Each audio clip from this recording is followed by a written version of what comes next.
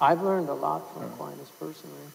I mean, I've spent a lot of time in Catholic tradition. I've benefited greatly from Catholic tradition. I love Catholic tradition. And I think it's a very rich, especially the ethical tradition in Catholicism. I mean, I really feel like Muslims are so far behind in ethics now.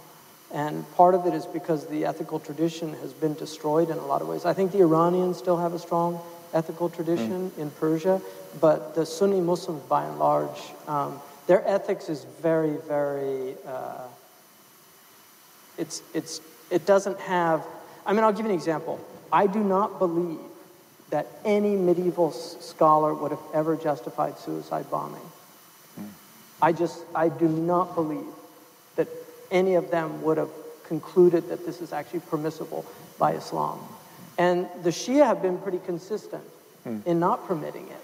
Whereas, unfortunately, amongst some of the quote-unquote Sunni scholars, they've said that it was permitted. And that, to me, it's pure legalism without any understanding of ethics, philosophical ethics. That if they were really rooted in a philosophical, ethical tradition, they would never arrive at that. And a lot of what's happened, I blame the so-called scholars, because our tradition has fallen on hard times. I'm not going to deny that. And that's part of the reason, like I said, why I'm here, is it's fallen on hard times. So but it's a great tradition.